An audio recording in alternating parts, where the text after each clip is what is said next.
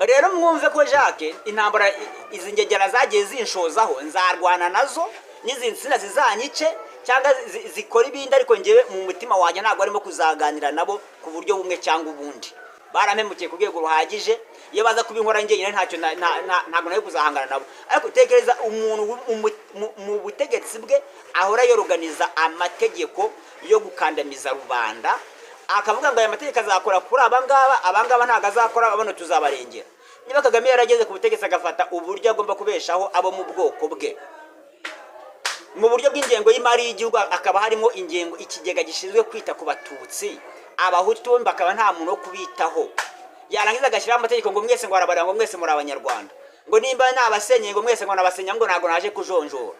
Ntiwaje kujonjora, ariko hari abo wasenyeye waranabubakiye, none hari n'abo usenyeye utaranabubakiye, kandi noneho n'imitungo yabo yindi nawe waragiye uyitwara. Abantu bagiye bibwa imitungo yabo abinyuze mu nzira za gacaca, ngo barimo barishyura ngo ibyo batutsi ngo bangirije. Hari umurenge umwe nigeze kumva mu ikibazo Kagame yarakibajijwe cy'umurenge bafashe umwanzuro ko umuntu wese uwutuyemo agomba kwishyura 500 ngo byuko ngo ni gacaca ngo yabyanzuye gutyo. Umuntu wese utuye muri uwo murenge ndanawibagiye, ariko nibiga ngo ibyo biganiro nzabigaruraho. Ibyo rero ni ibyagaragaye, ibyinshi byagiye bikorwa ntibigaragare, ibyagiye bitubera mu maso turabizi. Abakoze muri gacaca ibyo bagiye bakora barabizi neza cyane, kandi mbonereho no gusaba abantu mwese mwagiye mukorana na Kagame ubugome bwihariye n'ubupfu n'ubupfapfa n'ubupfayo nk'ubwo ngubwo, mukaba mwumva noneho Kagame mugomba kumuhinduka, mukaba mutagendana nawe, mutakomeza kugendana nawe mu bintu bibi nk'ibyo yagiye akora. Ndabasaba gutandukana nawe, kandi tuzabakira turwanye ikinyoma twishingikirije iki ukuri kwacu, ibintu byose bijye ku murongo. Musabe Imana yanyu yabaremye mugere ku butegetsi bwa Kagame n'ibibi byose barimo bakorera rubanda, ndetse munashingiye namwe ku byo babakoreye. Hanyuma murangiza musabe Imana kubahicira iki urubanza, kandi musabe Imana kubaha iki imbaraga zizatuma mubasha kurwanya iki ubwo butegetsi mukabukuraho burundu bukavaho. Ngiye mbimi yanjye mujya mumva abantu bavuga ngo mu Rwanda ngo nari ndi discipline, nari ndi yonyine kuko ibyo narengeraga ndabizi. Banyarwandakazi, inshuti z'u Rwanda, bakunzi ba Ndenganura TV, aho muherereye hose ku isi, nongeye kubasuhuza kandi mbahaye ikaze hano kuri Ndenganura TV. Rero nk'uko mubimenyereye ni Twihanganye Jacques, kandi nkaba ndi impirimbanyi yiyemeje kurwanya akarengane gakomeje kwibasira abanyarwanda, baba ari abari mu gihugu ndetse n'abahunze ubutegetsi bwa Perezida Paul Kagame ndetse n'agatsiko ke. Rero nkaba mbasaba, niba ufunguye kino kiganiro ari ubwa mbere ugifunguye, ari ubwa mbere utubonye, cyangwa se ukaba uhora ukibona ariko uhora utubona ariko ukaba utarakoze subscribe, ndagusaba kuyikora, ukore like, ukore comment, ndetse usharinge ibiganiro byacu ubigezeho abandi, kugira ngo nabo babashe kudukurikira, kandi kudukurikira kwanyu, kudukurikira kwabo bizatuma habaho umusaruro twiteze. Rero mu gitondo ndagira ngo tuganire ku binyoma bya Perezida Paul Kagame na FPR Inkotanyi akomeje kwicaraho cyane, hanyuma bikaza gutuma akomeza kugira n'abaturage akabatsemba mu buryo bugaragarira amaso y'abantu, aho buri wese ushatse kugaragaza ko ibi byo Kagame na FPR barimo bakorera abaturage bidakwiye, Kagame agahita abambika isura cyangwa yambika abo bantu bashaka kugaragaza ko ibyo barimo bakora bigayitse, cyangwa barimo bataka bavuga bati nimutubabarira ibi bintu muri kudukora, murebe ukuntu mwabidukuraho, kugira ngo yumve amaganya yabo cyangwa gutabaza kwabo nk'umuperezida cyangwa nk'umuntu ufite ubushobozi bwo kubarengera, kandi cyane kandi nawe uba wanategetse ayo mabwiriza yo kugira ngo abaturage bamwe bagirirwe nawe mu buryo butandukanye, nk'uko turaza kubigarukaho mu kanya. Agahitamo kubambika isura y'uko ngo hari abayifuderere, ngo hari abakorana ngo n'imitwe ngo yasize ngo ihekuye ngo u Rwanda, ugasanga arimo arabambika isura ku rwego rw'isi, nawe azi neza ko iyo sura yayigejejeho yabanditse kugeza ku rwego rw'isi, mu buryo abo bantu avuga ko bahekuye u Rwanda, mbese yabangishije rubanda cyane. Nabo ubwabo no mu mitekerereze yabo bambura uburenganzira bwo kongera gutekereza ko bafite iki ubushobozi n'ububasha bwo kuba bakikora icyo cyasha ngo bigakunda. rero iki kinyoma Kagame cyicayeho kubera ko azi neza ko FDL rigizwe n'abahoze ari ingabo zari ku butegetsi bwo Kagame na FPR batsinze ingoma ku butegetsi bwa Habyarimana. Izi neza Kagame n'agatsiko ke bazi neza ko abantu bahunganye intwaro kandi bahunga ari benshi kandi bahungira abenshi bahungiye hamwe ndetse bahungana n'abaturage. Ibi rero kuba Kagame yaraciye umuntu akabanga abantu bose bampunze ngo reka mbite ngo nabahekuye u Rwanda, iki ni ikinyoma gikomeye cyane. Ibi yabikoze agamije kugira ngo uko yiba imitungo y'abaturage ntazagire uzazamura umutwe. Ibi byose akora mu mategeko, ashyiraho amategeko y'igitugu, amategeko atakwikiremwa muntu, awibarizwa ku bantu bamwe ku bandi ntiyubahirizwe. Ndavuga nk'ibirebana n'imisoro yagiye akaza akayishyira hejuru, ngira ngo mwarumvishe uriya Paul Rwigara amafaranga y'imisoro bamureze.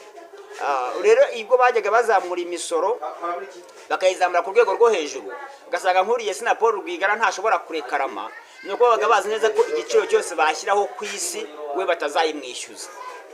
Ibi rero byo gushyiraho amategeko ugamije gutagetinga abantu bamwe kugira ngo bahirimbize abandi ukabakingira ikibaba, ibi byose ni ibintu bizajya bigira ingaruka kuri abo bibwira ko bakingira ikibaba. Mwarabonye ibi byose Paul Rwigara byo bamukoreye, bamaze no kumwica uko imitungo ye bayimwambuye yose, bavuga yuko harimo amamiliyari ngo y'imisoro ngo atishyuye, nkawe yakoreraga mu ijuru cyangwa ikuzimu, cyangwa bakaba barigeze kumwishyuza wenda akanga kubishyura kuko barusha imbaraga.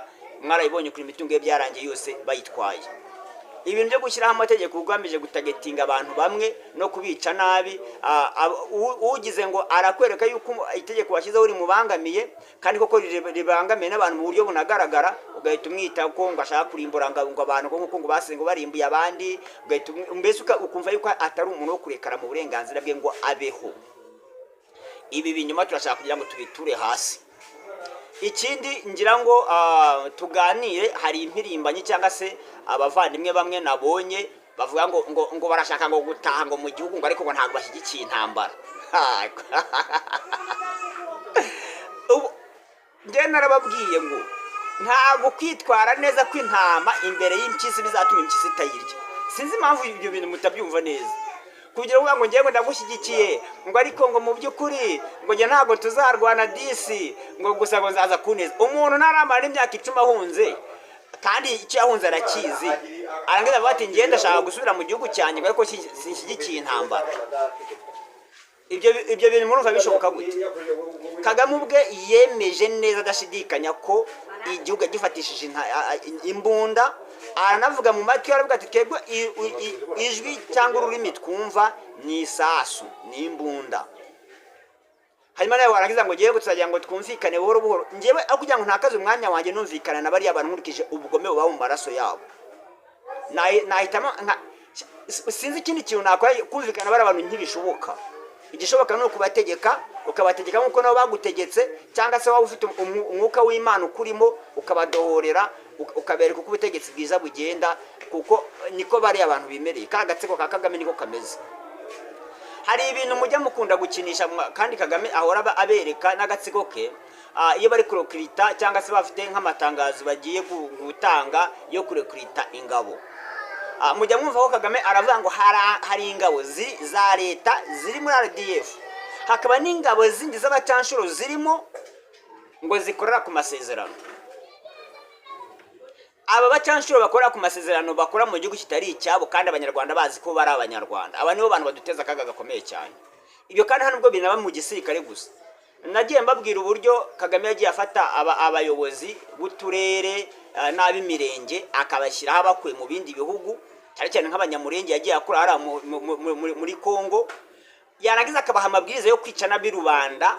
Ibyo bikaza kurangira umuntu agakora ibibi byose mu myaka 5-10 yashira, wazajya kureba ugasanga uwo muntu ntakibarizwa mu Rwanda, baramuhungisha bamujyana mu kindi gihugu, agenda afite nationality y'ikindi gihugu kitari na cyakindi yanakumutsemo, kandi nabwo agiye kuri misiyo yo kujya guhiga izindi mpunzi zahungiye mu bindi bihugu bitandukanye byo kwisi. Ibi ngiye abanyarwanda ntibashobora kubyumva, ntibashobora no kubitekereza ngo babimenye. Urumva, ugasanga umuntu yabaye meya cyangwa yabaye executive w'akarere cyangwa w'umurenge cyangwa w'akagari, imyaka 10 yica abaturage, arara ninjoro agendana n'abapolisi ajya gusinyisha abaturage impapuro ninjoro zuko imitungo ye bayimukuyeho bamwishyuye mbe nta kintu na kimwe bamuhaye. Abantu bagafatwa bakicwa, maje mwumva abo bica ninjoro bakabajyana ku bapolisi, rimwe na rimwe abapolisi kavuga ngo yaraducitse, ngo yaragiye kuducika, ngo baramwica baramurasa, kubera ko bamaze kubona ko ibyo bakoze n'ijyo byo barayemo cyangwa bamaze iminsi bakora, niwe muntu azaba imbogamizo kugira ngo bigende gute bijye mu buryo. Ubwo rero bikaza kurangira umuntu nk'uwo ngo wakoze amahana ameze gutyo yiswe umunyakenya, akigira muri Amerika cyangwa mu Burayi cyangwa mu bindi bihugu byo ku migabane y'isi yindi, atari umunyarwanda, atari n'umukongomani, ari umunyakenya, yaravukiye muri Kongo, yarakuriye muri Kongo, Kagame akamurokirita kugira ngo azamufashe kwica abantu. Yamara kwica abantu bakajya kumushakira ubundi bwenegihugu bwo mu kindi gihugu kugira ngo abone uko yihungira. Icyo gihe imyirondoro ye yose ibivuyeho, kandi n'ubundi akakomeza kugenda afite ya ideology yo kugenda kugira gute kwica abanyarwanda. Ngero ndagira ngo mbabwire ko ngewe Jacques ahangaha mu ndeba nuko umunyumva, shingiye ku nshuro enye banshimusemo bajya kuyica nkiri mu Rwanda, kandi bikozwe n'ubutegetsi bwa leta ya Kagame na FPR. Hashingira ku nshuro zigera mu 8 nageze muri presidence y'u Rwanda ya Kagame mu biro bye, hahagera ingaragaza y'akarengane nakorewe kibihe bitandukanye. Umusaruro wabivuyemo akaba ari kunyambura irangamimerere, nkaba naravuye mu Rwanda baranyambura irangamimerere, narakoreye leta, mfite diplome yanjye, narize igihugu narakibyariyemo, mukahangara mukanyambura irangamimerere mu gihugu navukiyemo. Inshuro mwampize nkamara hafi imyaka igera mu 10 ndara mu Kigunda, narabuze epfo na ruguru. Ntabwo ngewe nshobora kuhirahira mvuga yuko nzagaruka mu Rwanda nta ntambara ibayeho, kandi nakomeje kuyambabwira yuko ngewe icyo nteganya ko kigomba gukorwa ngomba kukigiramo iki uruhare. Niyo mpamvu ngewe nsaba abana b'u Rwanda, nsaba abanyarwanda, niyo waba urwaye usigaje umwuka muke wo guhumeka, nubwo waba uri umukene ukumva urakenye rwose ku rwego rwo hejuru, nta kintu na kimwe gishobora gutuma utivamo imbaraga zo guhangana n'ubwo butegetsi bw'ubugome bw'ubugizi bwa nabi igihe cyose waba ugifite umwuka wo guhumeka. Abantu benshi barakunda kuvuga ngo wewe ngo uzikoraho ngo bararara bakwishe, nase sha banze ubundi kutanyica mu Rwanda ninde wangiriye impuhwe? Hazajya umuntu ashyira agatokeje avuga ati ngiye Jacques namugiriye impuhwe niyo mpamvu atapfuye. Imana ishobora kukurinda mu buryo bwinshi, warangiza nawe ukikuramo ubwenge, muhandi Imana yarakwambukije inyanja ukaba utangiye gutinya ibyondo, urumva uri umuntu ukomeye mu mutwe.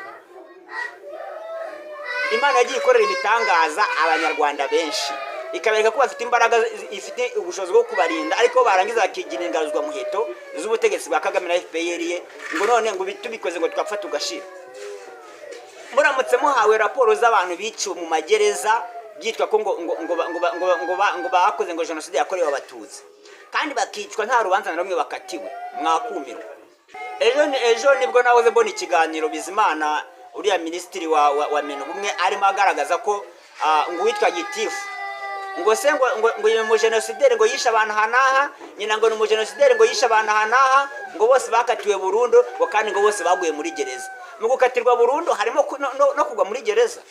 Ni ukubera iki uriya muntu nk'ababyeyi be bose baba baraguye muri gereza bose kandi bazira icyaha kimwe, akabara n'umuntu n'umwe muri bo byibuza bahamagwe yo kurangiza iki ibihano, cyangwa se ngafungwe burundu nyina saze tumenye ngo yapfiriye ku myaka 95 nk'iyabandi banyarwanda bapfiraho kubera ko yarashaje.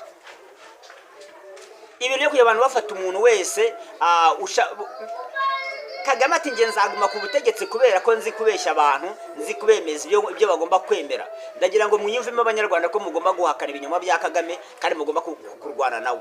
Nigeze kubabwira isomo riri muri Bibiliya ahantu kuri babahungu babiri bavukanye bavutse kuri Isaka, Yakobo na Esawu. Ubwo Isaka yajyaga guha umugisha abo bahungu be, murabizi uburiganya bagiye bakorana none birangira Yakobo mutoya wari umwana muto ari wa ayegukanye iki ubutware bwa mukuru we, kandi nawe bifashijwemo nande na nyina. Ariko yashatse kubabwira n'ikintu kimwe, ngo Esawu yarakomeje ararira cyane. Isara aramubwira ati nge nta mugisha na muke nsigaranye, byose nabimuha yandimangatanyije ndabimuha. Esawu ararira aringinga, ijambo rya nyuma Isaka yamubwiye, yaramubwiye ati umuheto wawe niwo uzagukuraho uburetwa bwa murumuna wawe. Iryo ni ibanga yaramumeneye, aravuga ati n'umurwanyi uzamutsinda.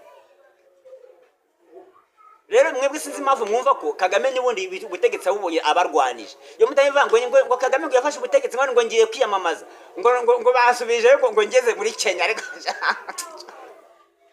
Fose twagira mu ngo bakoranye ibyo yamukoreye mu mwaka wa 2000, ayo makuru ntayo mufite. None wowe uricaye ngiye ngo maze kumenyekana ngo ngiye kwiyamamaza, ayo makinamico mwayavuyemo. Nta nzira niyi nimwe iriho nimwe yo kwicungura abanyarwanda, isigaye nimwe itari intambara. Niyo mpamvu rongewe nkomeje gusaba abana b'u Rwanda kwivamo ko mufite ubushobozi bwo guhangana na Kagame mu buryo bwari bwo bwose. Icyakoreka nkomeze nenge abanyepolitike bacu ba opposition, kubera ubu icyo nge nakita imitekerereze igayitse nge ndi kubabonana n'imikorere igayitse.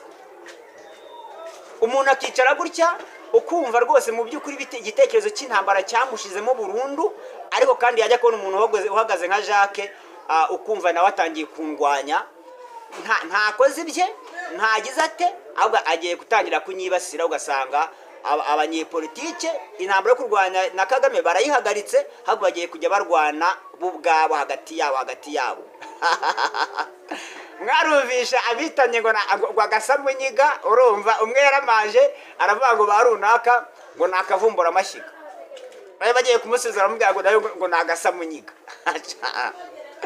Hanyuma tugakubitiraho n'abagiye bavuga ariko abo ntago wenda bona bagarukaho cyane, kubera ko Kagame ibyo yitwa byose ni perezida, kandi yatsinze igitego cy'umutwe kambyitego cyo, kubera ko ibyo yakoze byose bibi byaramuhiriye.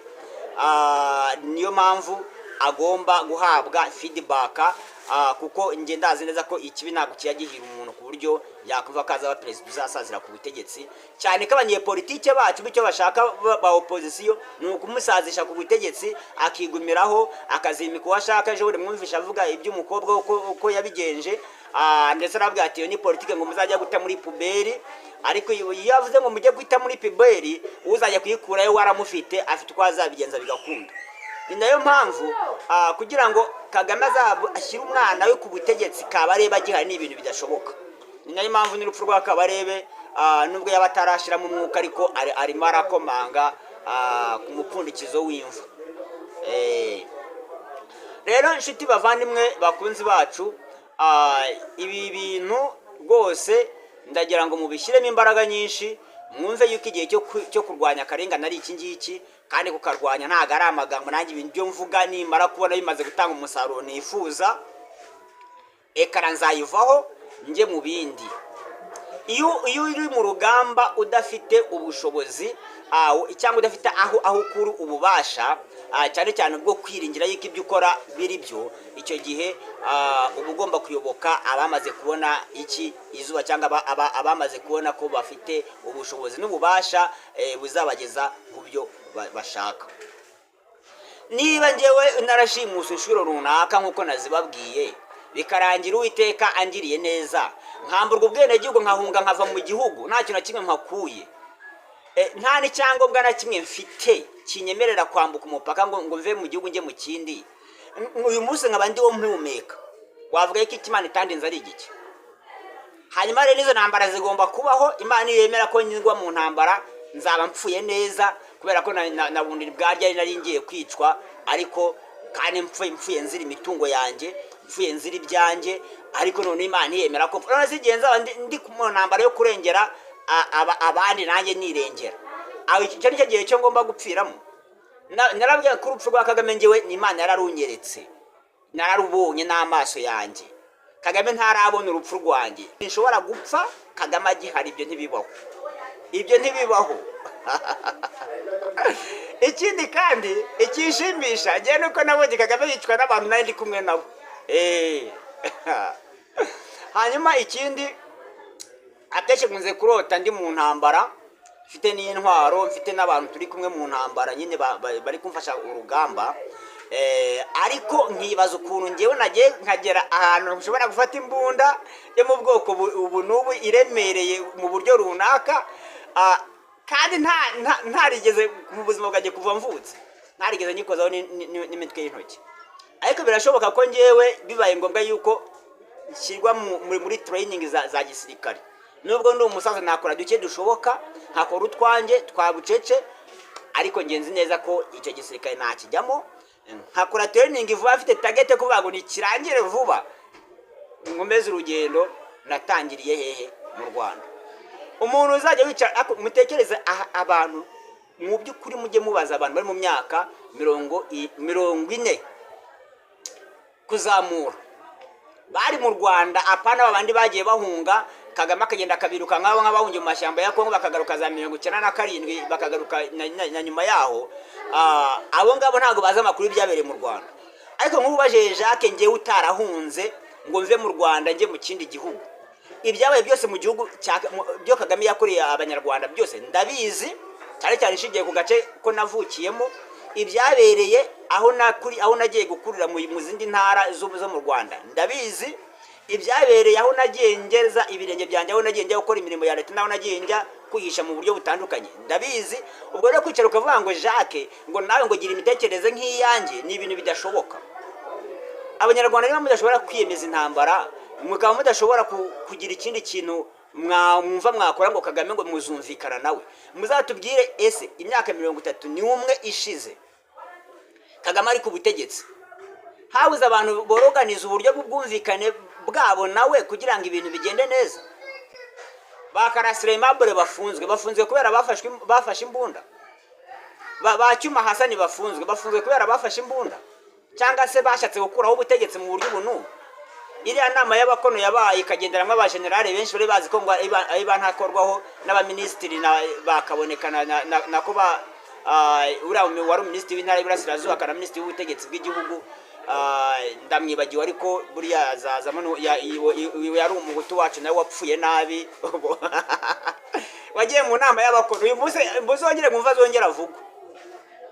None biriya bintu bari barimo kwari gufata imbunda, kumenya gusa ko wagiye guhura n'abantu bagenzi bawe mukaganira kuri politiki y'igihugu, mukareba ko mwagira uko mwereka ubuyobozi bwanyu iki umurongo byo mwifuza ko bikorwa mu gihugu, byonyine bikaba icyaha gishobora gutuma urimburwa we n'umuryango wawe n'abo mwari kumwe bose bakaba barimbuka. Kandi n'ubutegetsi bumeze gutyo bugakomeza gupanga uburyo bwose bubaho bushoboka bwo gukomeza kugira gute kwica rubanda, imisoro yo hejuru, ubutunzi bw'umuntu. Nta muntu agomba kujya kuri banki ngo nabishyira miliyoni 50 ngo azagende zose azikureho bikunde, ntibibaho. Abantu bamwe bagakorera ubusa. Nababwiye ukuntu bigeze kunyambura, nagiye mu bizamini byo gukorera by'akazi mu mwaka wa 2017 by'abagitifu b'utugari, kugira ngo aba bantu zamenye ubugome bakora. Bashyize ku rutonde ku mwanya wa mbere mu bantu bagera 300 bari badepoje. Itegeko riteganya yuko bamaze kudepoza hari iminsi itarenze 30 bagomba kuba bagaragajemo iki resultat z'uburyo abantu bagomba kuramo ibizami. Bo baragiye barifata tumara hafi amezi agera muri 5 baratwimye iki baranze kuduhamagara tuye mu bizamini. None umunsi wo kubitubwira nge SMS yangezo saa 6 z'ijoro ko bazi ko nahunze muri ayo mezi yose bashaka ko bari kumpega wenda baranambuze, narahungiye mu yindi ntara. Bona saa 6 z'ijoro bambe SMS ngo ikizamini ngo kiraza kuba saa 3. Ntibambwira aho kibuze gukorerwa, kandi kugenda mbaza byagomba kuntera ikibazo. Ndagenda nangera ku karere ngiye gukora ikizamini, ku karere hari aka Kayonza.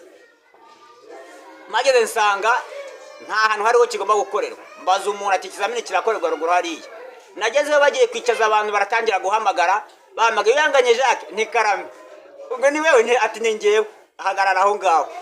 Ikizamini baragikoze barinda bakirangiza, nge banga ko nyikora. Icyo gihe natanze ikirego kuri station ya polisi hariya y'Ikayonza n'inyandiko ndazifite. Ari meya yaje arabarindagiza nk'ubu uwo mumeya wabikoze icyo gihe. Ubu ntushaka kumubona mu Rwanda, ntushaka kumushakira mu Rwanda ngo uzamubone, kugeza ubwo birangiye amanota asohotse. Ibyo ngibyo Jacques mbaho gutyo. Ariko ubugome mwakoreye abantu nubwo mwabica mukabamara, ibimenyetso by'uburyo bazasigara bameze ntabwo bazigera babura ibimenyetso bizagaragarira abandi bazavuka ku buryo bazabitura ubwo bugome bwanyu mukora. Ubu kuri njya gukorana n'ikizamini mu karere ka Kayonza cy'abarimu bampa amanota 48 kandi nagomba kubona byibuze nka 75 kuko ibintu ukora iyo ubikora ubu byumva kandi ubunabibona. Hanyuma njya kurekarama mu buryo bwemewe n'amategeko kuko muri icyo gihe banyimaga ayo manota y'abagitifu tugari n'abagejeje mu nzego zose baramenyekana, ariko bamaze kumenyekana bagenda bumvikana yuko ngo ari wa muntu. Tekereza kugira ngo mu cyahoze ari CID, ikigo cyari gishinzwe iperereza mu Rwanda, uwari ugihagarariye mu polisi mukuru wambaye ibirokoroko mukuru ahagarariye hafi abapolisi bose bo ku isi b'Abanyarwanda, kugira ngo ajye kwinjira mu kibazo cyanjye amanze kumbaza ngo mbese mbere ya jenoside ngo mwabaga hehe. Iki ni ikintu rero kigaragaza amateka yose. Iyo uvuze ijambo rimwe biba birangiye. Icya mbere kumubwira ko wahunze ahita agukaragiteriza akavuga ati none ko wahunze mwahungiye hehe. Abahungiye aho hantu amateka bakuyeho barayazi. Aho ngaho ushobora kurisika kutabona akazi. Arakakubaza none niba utarahunze ngeze kuko nambwiye ni ngewe ntago nahunze. Ahita avuga ati none umuntu utarahunze ubwo yaba ari umucikacumu rya jenoside yakorewe Abatutsi. Rero avuga ati umuntu ucikacumu rya jenoside yakorewe Abatutsi nta muntu mw'iki gihugu ashobora kumukorera ibintu nk'ibi ngibi. Ubwo atavuga ati ubundi bwo atumusize kuki ku ruhande rw'iki rw'umuhutu. Namubwiye ko ntahunze gusa ko ababyeyi bacu batahunze, ahita avuga ngo gira tuzagusubiza. Mumve yuko no kunyambura ubwene gihugu ibyo bintu byose bagiye babiterateranya ntabwo ubwene gihugu nabwambuwe n'abantu baciriritse. Ubwene gihugu nabwambuwe n'umukozi minisitiri w'ubutegetsi bw'igihugu yohereje afatanyije na perezidansi ya Repubulika y'u Rwanda. Ayo yari umukozi ushinzwe ubujyanama mu by'amategeko w'intara y'Iburasirazuba, afatanije n'umujyanama mu by'amategeko mu karere ka Kayonza, afatanije n'umunyamurenge wo ku murenge wacu y'igitifu yarashinzwe irangamimerere. Bamaze kumemukira uwo munyamurenge cyangwa se wari ushinzwe irangamimerere mu murenge wacu wa Kabare, bamuha n'umwanya wo kwasisita ku bugitifu bw'umurenge. Akora imyanya ibiri, ari umuntu ari ngewe bategereje imyaka igera muri 5, ari nge bategereje. Abo bose nibo bateranye rero banyambura ubwene gihugu babunkuraho mu buryo bw'ibanga bukomeye cyane. Nagiye kurekarama nyuma yaho maze kubimenya, maze no kwinjira mu kazi ka leta, bantu miranga muntu original mbahaye fotokopi barayanga. Kandi bakibagirwa ko mbere hari umutego uwo mu gitifu etat civile banagize na gitifu ari nge bari gutagatinga kubera ni umunyamurenge. Ni umunyekongo w'umunyamurenge wo mu Batutsi b'Abanyamurenge. Ubwo wowe bumvaga ko nibyo bazamara gukora azasubiraho cyangwa bakamujyana hano muri bwa buryo nababwiye, ibintu bikarangira gutyo. Yigeze kunsanga ahantu rero nari ndi mu kazi ka gifundi nubaka, aramenya ariko ntarajya kureba gukosoza iki irangamimerere ryanjye, ntabwo nari ndamenya ko banarinyambuye.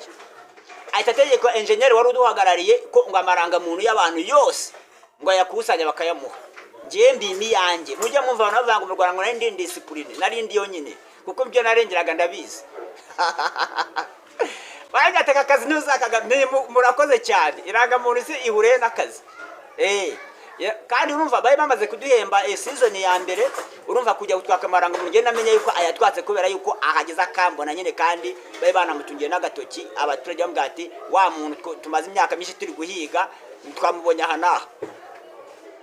Rero mwumve ko Jacques intambara izi ngegera zagiye zinshozaho, nzarwana nazo n'izi nsina zizanyice cyangwa zikora ibindi, ariko ngewe mu mutima wanjye ntabwo arimo kuzaganira nabo ku buryo bumwe cyangwa ubundi.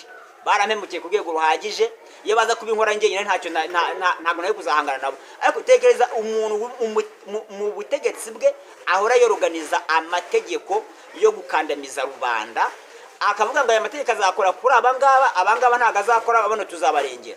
Niba Kagame yarageze ku butegetsi agafata uburyo agomba kubeshaho abo mu bwoko bwe, mu buryo bw'ingengo y'imari y'igihugu akaba harimo ikigega gishinzwe kwita ku Batutsi, Abahutu bakaba nta muntu wo kubitaho. Yarangiza agashyiraho amategeko ngo mwese ngo arabarira ngo mwese muri Abanyarwanda, ngo nimba nabasenyeye ngo mwese ngo nabasenya, ngo ntabwo naje kujonjora. Ntiwaje kujonjora, ariko hari abo wasenyeye waranabubakiye. None hari n'abo usenyeye utaranabubakiye, kandi noneho n'imitungo yabo yindi nawe waragiye uyitwara. Abantu bagiye bibwa imitungo yabo binyuze mu nzira za gacaca ngo barimo barishyura ngo ibyo batutsi ngo bangirije. Hari umurenge umwe nigeze kumva mu ikibazo Kagame yarakibajijwe cy'umurenge bafashe umwanzuro ko umuntu wese uwutuyemo agomba kwishyura 500 ngo byuko ngo ni gacaca ngo yabyanzuye gutyo. Umuntu wese utuye muri uwo murenge ndanawibagiye, ariko nibiga ngo ibyo biganiro nzabigaruraho. Ibyo rero ni ibyagaragaye, ibyinshi byagiye bikorwa ntibigaragare, ibyagiye bitubera mu maso turabizi. Abakoze muri gacaca ibyo bagiye bakora barabizi neza cyane, kandi mbonereho no gusaba abantu mwese mwagiye mukorana na Kagame ubugome bwihariye n'ubupfu n'ubupfapfa n'ubupfayo ngubwo mukaba mwumva noneho Kagame mugomba kumuhinduka, mukaba mutagendana nawe, mutakomeza kugendana nawe mu bintu bibi nk'ibyo yagiye akora. Ndabasaba gutandukana nawe, kandi tuzabakira turwanye ikinyoma twishingikirije iki ukuri kwacu, ibintu byose bijye ku murongo. Nongere kumeze ko nenga abanyepolitike bacu mu by'ukuri, ubona ko sinzi ikibazo bafite, niba ari ikinda, niba ari icy'ubumenyi bukeya, niba se wenda ari ibindi imyuka mibi bakoramo, ye simbizi. Umuntu kwicara agatekereza ikintu cyatuma ahuza abantu usanga ari ibintu bigoye. N'umuntu akubwira ati nyaboneka hano habonetse umuntu n'uyu mwafatanya mukagira ibyo mugeraho, ngo oya ngo bariya ngo urabazi wewe ngo barango ni ibi. Hanyuma ngiye muzambwiye ko umuntu azaba akarwanya ubutegetsi ari umuntu umwe, afite n'abandi nabari kurwana nabo bavuga ko barwanya ubutegetsi, ibyo bintu bigakunda. Mu ntambara tugiye gushakisha uko izagenda, turasaba ko abo bantu badashaka kumvikana n'abandi biraba no kurwanya ubutegetsi bwa Perezida Paul Kagame bakora ibishoboka byose, baceceke cyangwa se basange shefu wabo Kagame, cyangwa se badekarare bavuge bati twebwe umurongo wacu n'uyu nguyu. Ujya kubona ukabona umuntu ari ntashaka mbese kugaragara, ntashaka kwigaragaza uwo ari we, ariko agatanga amategeko ameze nk'avuye mu ijuru. Ubu twebwe twafashe umwanzuro wo kuvuga ngo tugiye ku mayekara tugiye kuvuga, niko tuzi akamaro ko kuvuga. Umuntu afite wenda abasirikare bagera mu bihumbi runaka ntazi ibyo ari byo, cyangwa se magana, cyangwa se nta n'abahari, ariko nabo bantu bamuyobotse kumva ko bagomba gupfa kubera ko bamuyobotse gusa, nta nyungu nta kintu na kimwe abagejejeho. Rimwe na rimwe wajya kumva uwari shefu yitahiye mu Rwanda, ukibaza mbere yuko ataha mu Rwanda yabanye gute nabo yasize hanze, ugasanga ni ibintu bigenje gute bikomeye cyane. Ariko ibi byose biterwa nuko nyine imbaraga Imana ntago iraziha abagomba kwibohora, kuko ngenzi neza ko Imana niyo yimika ubutegetsi, niyo bwaba ari ubw'amashitani. Na umuntu ejo twahoze tuganira, ndabwanira ikuzimu aho muvuga ngo ni kwa shitani, ndabwanira aho Imana ibayo. Umuntu arandeba mbona ashatse nko kunyaga nkaho mvuze bitari byo, none Satani niba abohewe ikuzimu, aboheweyo nande? Imana sizamubohora ikamukurayo. Rero ni mpamvu kubabwira yuko ikintu cyose kiri ku isi Imana iyobora inzira zacyo, kibe kibi kibe cyiza, Imana niyo igira uko ibigenza. Ni mpamvu nkombeje gusaba abanyarwanda ko mugomba gukora ibishoboka byose mukereka Imana yanyu yabaremye, apana zazindi mujya ku mwajya mwona bapfumu na za karande z'imiryango n'ibiki byose nazi byari byo. Musaye Imana yanyu yabaremye, mugere ku butegetsi bwa Kagame n'ibibi byose barimo bakorera rubanda, ndetse munashingiye namwe ku byo babakoreye. Hanyuma murangiza musaye Imana kubahicira iki urubanza, kandi musaye Imana kubaha iki imbaraga zizatuma mubasha kurwanya iki ubwo butegetsi mukabukuraho burundu bukavaho. Rero abadukurikira n'abazadukurikira mwese, ndabasaba gukora subscribe nayibasabye, ndetse mukore n'ibindi bikwiye byose, kuko nababwiye ko iyo ntanga ibiganiro uyu munsi sindabona umuterankunga wo kumfasha kugira gute gutanga bino biganiro. Kandi mwumve yuko ngewe navuye mu Rwanda nta kintu na kimwe mfite, ndetse ngeze no mu gihugu runaka nagezemo ndafungwa amezi 11, sorwa muri gereza, imyenda nari nambaye ninjiranyemo ariyo sokanye yonyine. Mwumve rero kuba naragize amahirwe yo kugura kamera nk'iyi ngiyi, nkaba ndi gukora ibiganiro nk'ibi, suko mfite ubutunzi bw'ibyo nzaryejo cyangwa ejo bundi. Ibi byose nibyo ngabanya kubyo bagira neza baba bampaye byo kurya, bakabimana n'abandi dusangiye umuruho aho duherereye. Ariko nge nkavuga ni kubera ko n'ubundi navuye mu Rwanda nzi neza yuko ntagiye gutura mu mahanga, ni ngombwa yuko ntangira nkagaragariza abanyarwanda ko nkiriho, cyane cyane ko nawe ibibazo byabo mbizi neza kandi nabo bazi neza ko bagomba kwirwanaho, kugira ngo byibuza tugire icyo tuganira, turebe yuko twagira dute twakora ibisabwa kugira ngo akarengane twashyizweho k'ibihekane umugani w'abarafinda tubashe kukikuraho. Niyo mpamvu rero niba ufite icyo ufite ku mufuka wawe, ukaba ufite uburyo bwose wagira icyo ukora, ugomba kutera inkunga njyewe Jacques cyangwa n'izindi mirimbanye niba nazo uzizeye. Ibyo njyewe nta muntu uzigera ndwanya ngo nuko ngo yakoze biriya, gusa kubera n'imitekerereze nzakomeza kugenda mbavugaho. Rero ndabasaba kudutera inkunga mu buryo bwose, yaba ari ku mufuka, yaba ari mu bitekerezo, yaba ari no kuduha kutwemerera kuzadusayidira cyangwa kuzadufasha no kuzatwakira neza, kubera ko Kagame yaravuze, nugeze numva umujenerali wa Kagame avanga w'umunyarwanda ngo ageze hose ngo bajye bahita bahita u Rwanda, ngo n'ukwanda ngo n'ukwanda ngo n'ukwanda. Niyo mpamvu nabonye abanyepolitike bamwe baravuze ko izina ry'u Rwanda tugomba kurihindura. Tugomba kurihindura, ariko ntabwo tuzarihindura mu buhunzi. Abandi batenga abanyarwanda nidukomeza kwitwa abanyarwanda ngo tuzahindura amazina yacu. Tugomba kubikora, ariko se tuzabikora turi mu buhunzi. Ibi byose ni ibintu bigomba gukorwa neza, bikigwaho, tukareba ingaruka zo kwitwa abanyarwanda.